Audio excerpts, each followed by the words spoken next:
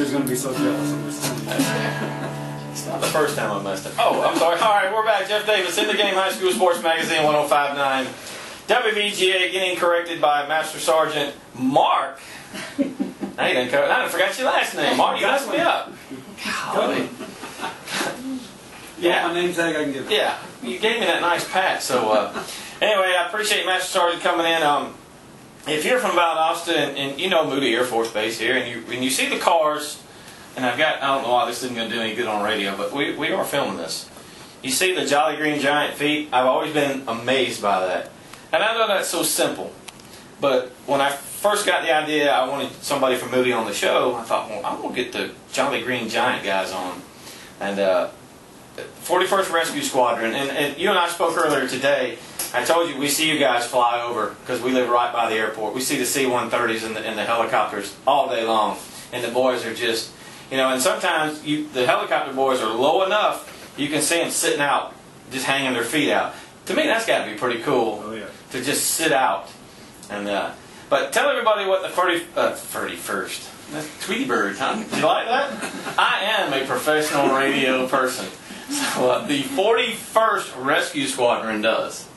The 41st Rescue Squadron, with support of the 71st and with the 38th Rescue Squadron, 71st being 130s, and the 38th being pararescuemen, jumpers, also known as PJs. Our job is to go in, fight our way in to save someone's life. Like if a downed pilot behind enemy lines, a Special Forces team gets caught behind enemy lines, and they need us to evacuate them, that's our job. Well, I failed to mention thank you for your service, first of all. I should have said that, and I apologize. But you were telling me today that, you're the gunner, right? Yes, sir. And just like I asked John his first, do you remember the first time, you've been in 20 plus years, right? Yes, sir. Do you remember the first time you went and did your job? What was going through your head? When you do your first mission of actually helping save someone's life, it's an adrenaline rush that takes you forever to come down off. It's a high that you're like, I want another one, and you're like, all this training just paid off. And my actual first big rescue was actually a peacetime mission in Okinawa. There was a typhoon 600 miles off the coast of Okinawa, and there was a chaplain assistant and two kids playing in the surf on a banana canoe, and they'd been missing for over an hour. And we got the call and went out there, and we were expecting to be recovering bodies because of the waves. They were just huge. They were 10, 12-foot swells. And I was the first one to locate them, and I dropped sea dye on top of them, came around and dropped the PJs in, and we hoisted them out one by one, and we found out later on that one of the kids was about to give up on life. And 3 kids got to come home. That was 2001, 2002. Those kids are 20, 25 years old now. Probably got their families of their own, or maybe in college. But that weekend, I was standing on the golf course, and the group commander's son pointed at me and said, "Hey, that's the guy that saved Joey." And he walked up to me and shook my hand. And it's the ultimate satisfaction. So I got the bumps all over, head to toe, unbelievable, and you guys, you see the movies, you see the TV shows. I was trying to think of one in particular. I can't remember it, but that's just Hollywood, and you guys are the real deal. And we were talking earlier today that I tried to get a young man whose father is the head coach at Lanier, and he just got back from Afghanistan, and I asked him to come on, and he said, you know what, I still have buddies over there. I don't want to come on, which I thought, that's beyond admirable. But I said, well, I want you, that's why I want you on for, and he goes, I can't, which to me was pretty cool. He wants to go back. My dad was in the Navy, and he was gone, and that's just the way it is. But you told me yourself, man, if the call, and tell me what you told me. You remember you said today that you told your wife. If they called me tonight and said, you're leaving tomorrow to go to wherever, she knows that my bags will be packed in 5 minutes. Because that's what I signed up for, is to defend America. And a lot of people think that, oh, you're a military guy, you know, you're a warmonger. No, my job is to save someone's life, an American's life. I want somebody that is in support of what we are defending. That is my job, to save their life. And it's not always an American. It's not always a UN worker. It may be an Afghan national. But that's PR there when you're showing them that, hey, we care about you. And that's why I think we're successful there. The Jolly Green Giants, they're the real deal. Don't kid yourself now. And everybody at Moody, you know, and I'm going to get lost in my words because, you know, it means so much to me. But I'm amazed at what you guys do. You know, and for him to tell me, I want to go back. You know, it's not pretty over there. And I mean, you can attest to that. And I've never been. You just hear stories, but you know, to have that kind of dedication that you guys have, where do you find that? I mean, where do you dig down to find stuff like that? One thing with rescue is we're a small community. So if one guy does something great, we all rejoice. But when one of our brothers or sisters fall, everybody cries. I don't know if you remember back in 2003, there was a crew called Komodo 11. It was killed March 23rd in Afghanistan. I was sitting in Korea in the middle of an exercise, and the commander stopped all flying and took us all into a room and read the names. And there wasn't a dry eye in there, but those are my brothers, you know. And 2010, there was a crew, Pedro 66, that was with the 66 Rescue Squadron out at Nellis. 5 of those 7 guys lost their lives trying to save someone's life. And then another friend named Jesse Samick back in 04 was trying to hoist in a UN worker and lost his life. You know, you remember those peoples, those guys that gave their life, and because our motto is that others may live. Even if it costs me, that others may live. I tell you what, just again, we're on radio, but holy moly, I'm I'm usually not at a loss for words, but I am right there. And again, I appreciate what you and the rest of you guys do. You also told me that your group comes in and out so much you don't even know everybody in it. It's when I first showed up in August of 2010, they're like, hey, this squadron is so large with the deployment rate, you may be here for 4 years and you may not ever meet everyone, but you may not meet the person, but you know the person through someone else, so you know the name. But like I said, it's such a small community. We know each other. Yeah. You've been in how many years? 23 years. How much longer you got?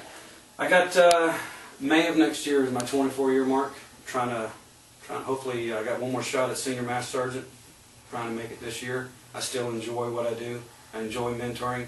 I enjoy looking behind me and seeing those young airmen coming up. People like Senior Airman Billy Keith, Senior Airman Henry Flores, guys like that you're like, man, you make me proud. You know, and knowing that somebody else is, you know, coming up behind me, I enjoy mentoring those kind of guys and showing them, hey, you're going to be the future leaders. Now, if someone wants to, when people join the Air Force, now I just know the Navy because that's what I was used to. If they want to join the 41st, I mean, what do they have to do?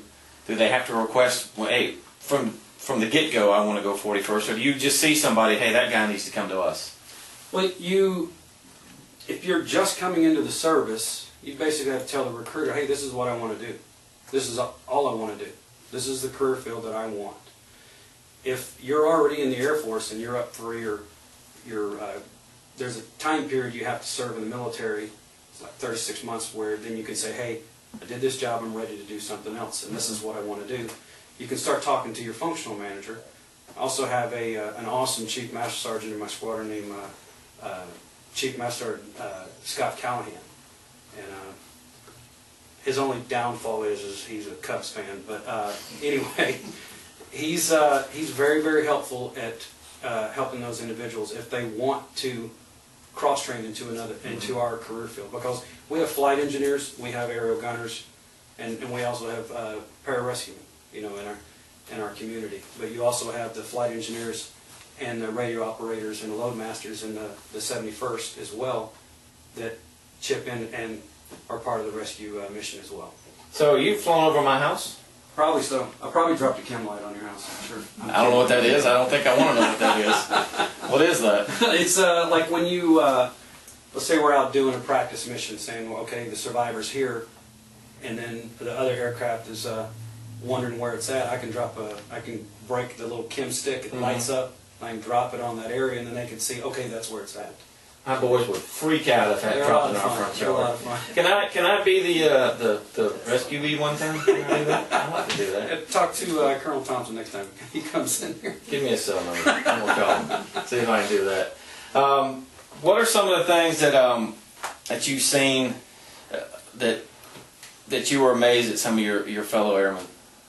The summer of 2010, or should I say roughly about May time frame, we had a crew go out and pick up some guys, and then when they come back and people say, hey, you were shot at, and you're like, yeah, whatever, I didn't see anything, and they land, and then they get out of the helicopter, and you may see a bullet hole here or a bullet hole there, and you're like, but you know, to them that was an amazing thing that they got to, you know, to do the job, because a lot of the guys in our job, they like to tell those stories, but sometimes you got to beat them out of them. And then other ones, it's you know, you get a piece of paper saying, hey, you did great here, you got a medal for this, but a lot of time is knowing that you affected someone's life. So I will tell you a couple amazing things that I got when I was stationed in the 56th Rescue Squadron at RAF Lakenheath. We flew into Beirut International Airport and picked up Condoleezza Rice and flew her up to the U.S. Embassy. And I respect that woman. I think she's an amazing woman. And also her birthday is the same date as mine. So oh, wow. There you go. Another cool thing. But, you know, I got to meet her. I met the chairman, Joint Chief of Staff in the Philippines. We flew him around down there back in 2002 when the missionary couple was kidnapped. I don't know if you, Martin and Gracie O'Brien. Yeah. My squadron at the 33rd in Okinawa was the squadron that picked up Gracie Burnham and brought her home. So, you know, seeing those things and you're seeing history, and you're like, I can't believe that I'm a part of this. And you know, when I first became a gunner for a couple years, I was humbled to say, hey, I'm an aerial gunner. Because I was a weapons troop for 10 years, loaded A-10s, loaded bombs on A-10s. And I started my career with the 23rd Tactical Fighter Wing, which is the wing that you see here, when they were in Alexandria, Louisiana, back in the fall of '89. So I'm kind of dating myself a little bit. I went to Desert Storm with the 76th Fighter Squadron. I was a member of the 75th, closed down the 75th, went to the 74th, closed it down, then followed them to Pope Air Force Base. Then, you know, I dropped a package to be an aerial gunner after 10 years of loading, and then went to Okinawa, went to Las Vegas to be stationed out there with a weapons school, then went to England for 4 years, and then now I'm finishing up my career with the 23rd Wing again. So I've been a member of 4 of the 5 flying squadrons, so it's been an amazing ride, seeing it come full circle to come back to the Flying Tigers.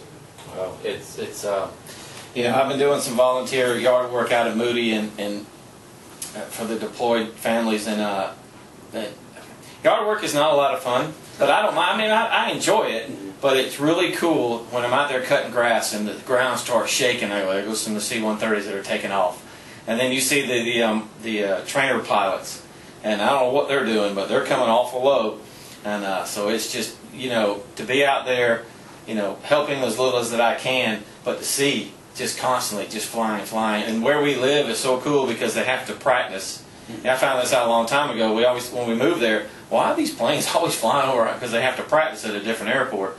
But the boys love it to see the helicopters and the C-130s, and sometimes the C-1, you need to talk to them. They flying a little low. Stuff's falling off the shelves. They need to pick that up a little bit. If I can see that guy's eating a hamburger while he's flying over my house, number one, he needs to put the hamburger down and put 2 hands on the wheel.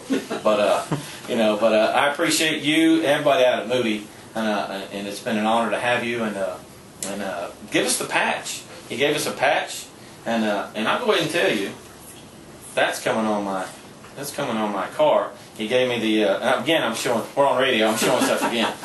The Jolly Green Giant feet. So when you see my car, that's me. I'm not a pilot. Don't ask me to do anything weird. don't be surprised if somebody pulls up next to you and looks in the car and see if they know who you are, because that's normally what people do when they see the feet on the car.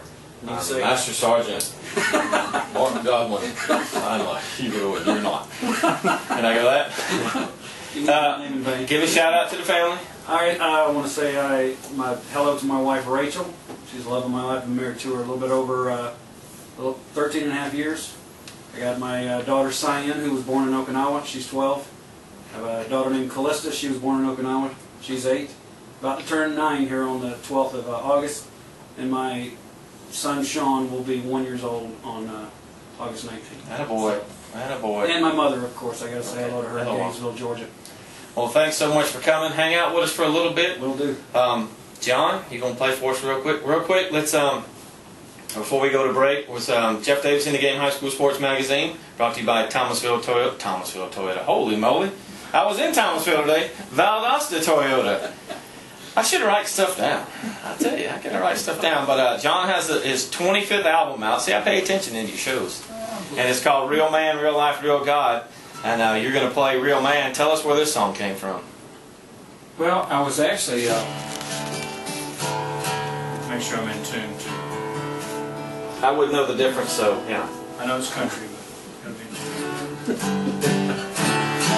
I was asked to come and speak at a men's conference up in North Georgia, and I was like, speak at a men's conference, and I was like, I can sing at a men's conference. You know, I was working at our church at Green Acres Baptist Church in Athens at the time, and you know why I was working there? Because Green Acres is the place to be. And we didn't get a drum thing. Do we have one of those things? There we go.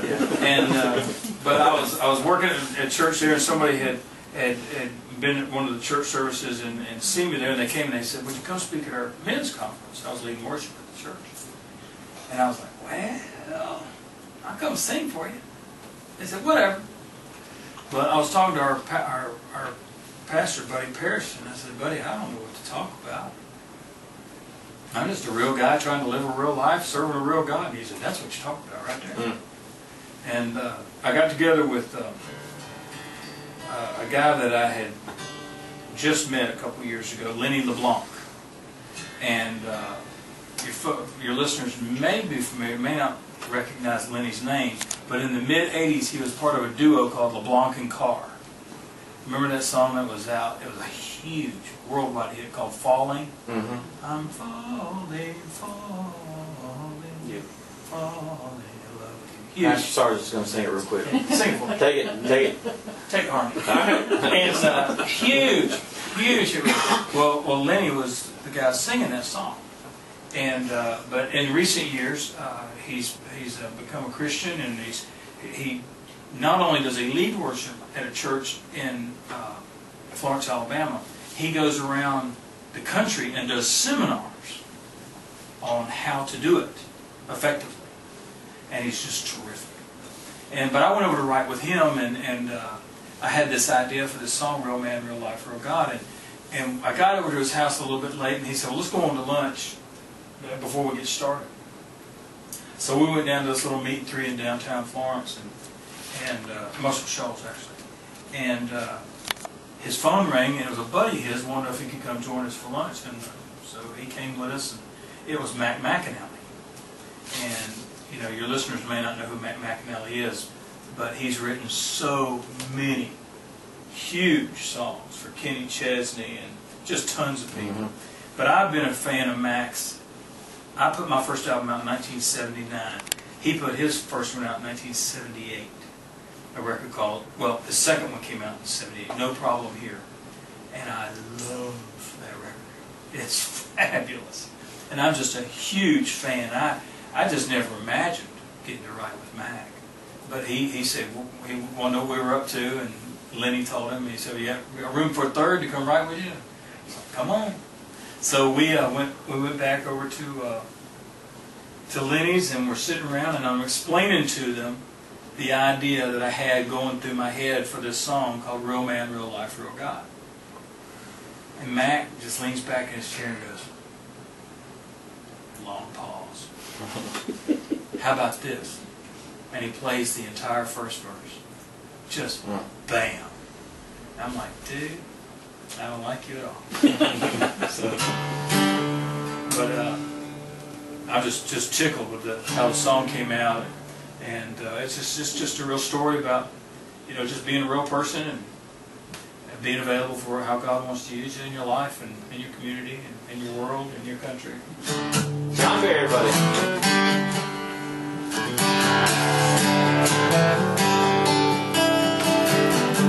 I could complain, but I'm not complaining. Doing all I can with these two hands. I do my best to shine, but it's still raining. So I have to fall down on my knees to know just where I stand. Just a real man in a real life, trying to survive. I'm not a Superman with a perfect plan, I'm just an ordinary guy. If I'm weak or strong, right or wrong, he loves me with all he's got.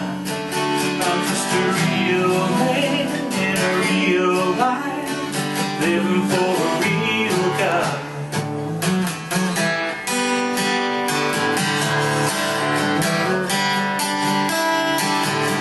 Tend to carry too much on my shoulders, thinking I can do this on my own. Weathering the storm until it's over. But now I know that it takes so much more than flesh and bone for a real man in a real life, trying to survive. Not a Superman with a perfect plan, just an ordinary guy. If I'm weak or strong, right or wrong, he loves me with all he's got. I'm just a real man in a real life, living for a real God. Receiving his forgiveness, and that he died for me, gives me strength and courage, and knowing I can be just a real man in a real life, trying to survive. Not a Superman with a perfect plan, just an ordinary guy. If I'm weak or strong, right or wrong, he loves me with all he's got. I'm just a real man, just a real man. I'm just a real man in a real life, living for a real God.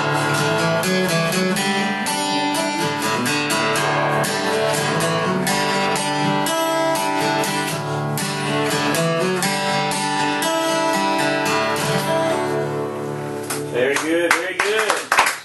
Thank you. We need to take a quick break. You can hang out one more song? Sure. Awesome. Jared, let's go. This is Jared Markham, and you are listening to In the Game High School Sports Magazine Radio in the Valdosta Toyota Studios on 105.9 WVGA. Awesome, awesome. God amazes me. God amazes me. And shout it out to my wife, Rachel. I'll tell you what mine is. My choices were Power Windows, because we found it on the CD. If you listen at the last one where it's hidden, where you forgot it. That was we're playing in Bakersfield, California. We're not back on. Justin came by and said okay, but It's just, it's a little tour. I went out to do this thing called 2 weeks run. Just me and my piano player and my wife. 2 weeks, 10 shows. Ended up being you stopped at that first song. 22 months there, 2 disc sets. I mean, it just rolled. It just rolled. But we ended up recording all these nights. But we played in Bakersfield, and we played for 3 hours. Played everything I got. There was nothing left. And somebody kept hollering out, play Power Windows, which I hadn't played in years. And It's the most awesome thing. Was it him? Was it him that was yelling it out? no, I forgot lyrics. I broke strings. The guitar went out of tune. It was absolutely. So we put it about what 2 minutes after the end of the record. 2.31. Yeah, 2.5 minutes. Which album is it on? So Songs and Stories. Okay. And at the end, if you let it keep playing, it finally gets to it. It's hysterical. It's pretty hysterical. Right, Right, too much free time. All right, that's the one I'd like to hear. Oh, Can you do Power Windows? No, I haven't played it forever. All right. All right. So, what else? You want to, what do you want to play? Whatever you want to play. No matter. I have my lyric sheet. I played one I wrote yesterday. I saw what you were writing. Yeah, wrote the bridge today. Can you could you do Straight Down Rain? You know that one? Straight Down Rain. Or do Love Amazing. No, I can't do Straight Down Rain. All right, do Love Amazing. All right, I can't. All right, we're coming back. On Dinky Run. Is that good? Is that good, John? You Love Amazing? Yeah. All right, cool. All right, ready?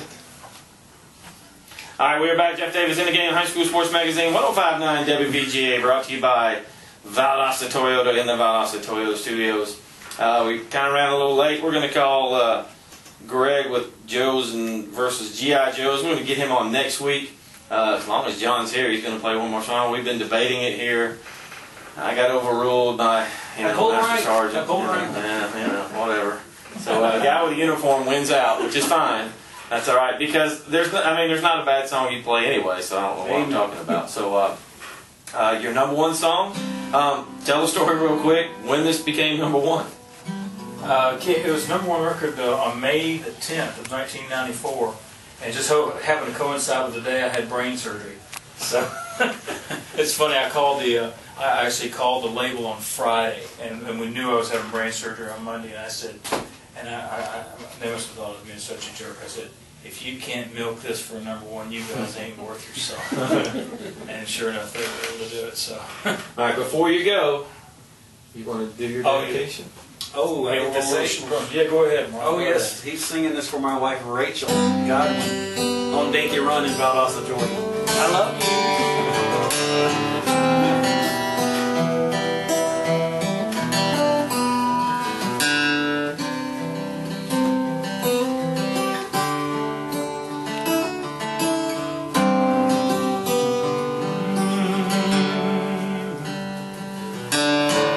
I've seen the 7 wonders of the world. I've seen the beauty of diamonds and pearls, but they ain't nothing, baby. Your love amazes me.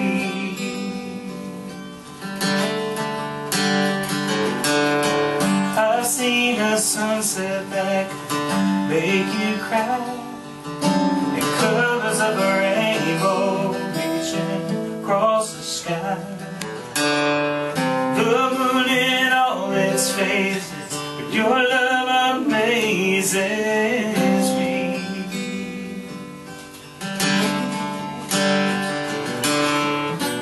Don't you ever doubt this love of mine. You're the only one for me. Give me hope, you give me reason, you give me something to believe in. Forever faithfully, your love amazes me.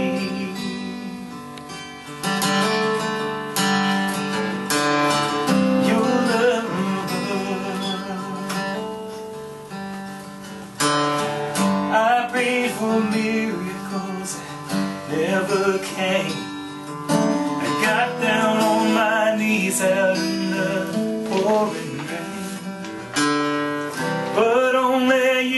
could save me, and your love amazes me.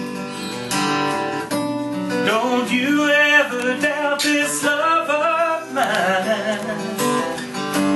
You're the only one for me. You give me hope, you give me reason, you give me something to believe in. Forever faithfully, your love amazes me.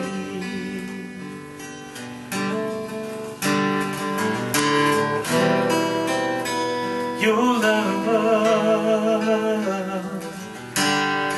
but only you could save me. Your love amazes me.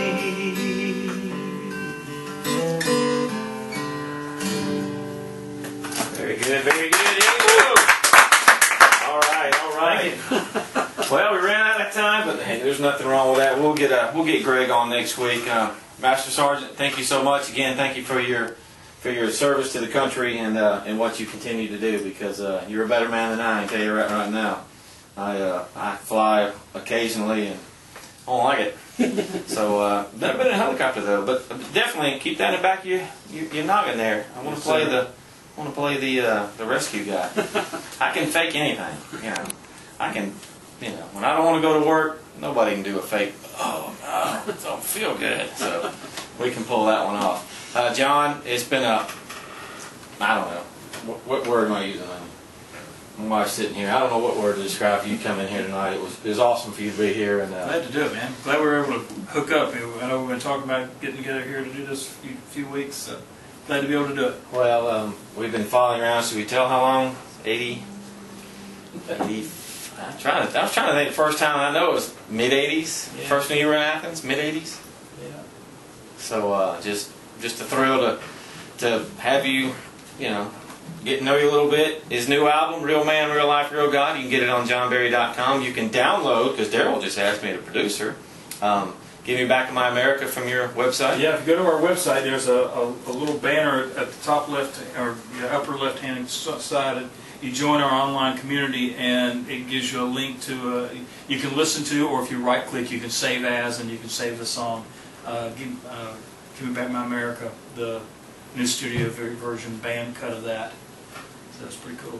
So Go get it. yeah, check it out. He's going to be playing it soon. For people who don't know, Christmas show's coming up in December. Yeah, we'll be have one tipped on the 23rd. Yeah, we'll be in Tifton, December 23rd at the John Hunt Auditorium, which is the Rural Development Center Theater, and it's about 2,200 seat room, so it should be a nice one. It'll be the last show of the tour. 24 cities, and number 24 is Tifton. So. Well, again, not to blow smoke up your shorts, but when we start Christmas, we put the John Berry album on. It's one of your live ones, and Thanks, man. that's the first thing we put on when it's time to decorate. So I tell you what, and real quick, this is free for everybody. In Madison, he sang, I don't forget what it was. What's Christmas song you sang in Madison last Friday night? Holy Night. Yeah, Yeah. You said, I'm just going to do a little bit, and you did the whole thing. Oh man, It was unbelievable. awesome. It's July, he's singing a Christmas song, and it was dead silent in there when he was I don't singing. think he's seen. Nobody sings it better than him. No, Oh, it's man, it's nice. he does a tremendous job, and been a big fan since the mid '80s. And so Well, we love coming down here to Valdosta. You know, we just live outside of Tifton now. We live in beautiful downtown Ty, Georgia. big city. Big city of Ty, but we come down here from time to time because my wife's a senior. My daughter is a senior at Valdosta State, and so we love coming down. It's a beautiful community down here, and We like it. we love it down here. We like it. And so we make our way down through here quite a bit. We've been here quite a bit over the past few weeks because she's been looking for a place to live, and so she's been dragging us around looking at places. I'm like, just pick one, just pick one. I had two daughters. They don't do that. No, They don't do that. They don't do it at all. So again, thanks for everybody listening. What a great show. I mean, you know, my favorite artist, and I guess you'll be my favorite pilot now. Is that right? Even though, I'll go ahead and tell you, my dad used to tell me, you got to watch them pilots. They're crazy. They're out there, and I said, well, they got to be, man. You got to be a special breed to do what you guys do. And again, thank you for your service and to your family, because you know they're in it with you. You know, and everybody at Moody, thank everybody at the 41st, and everybody out there. It doesn't matter to me. You pick somebody. If you see a, you know, this is something that bothers me, and this is going to be free too, and I know we're going over, but I'm going to do it anyway. You know, I guess it's because I grew up military, you know. I try and, if I see somebody, I try and thank them for their service. I try. You know, it's the least you can do. Whether you believe in what they're doing or not, it really doesn't matter. Man, they're putting their life on the line for you. You know, you said they could call you a warmonger, which is just stupid. Nobody likes war. Nobody wants it. But this is what you guys have to do to be able to do this show that we did tonight. Without you and everybody out at Moody and everybody out at every other base, we wouldn't get to do this show without guys like this. So you people better step up. And I told you I wouldn't. If I was going to get on my soapbox, you're supposed to stop me, but you're not letting me stop. But I'm on it. So again, appreciate everything the military does. John, it's been a thrill to have you here. We need to get out of here. So Jared, you want to get us out of here? This is Jared Markham, and you're listening to In the Game High School Sports Magazine Radio in the Valdosta Toyota Studios on 105.9 WVGA. Awesome. All right. So we didn't talk about high school sports at all. I did.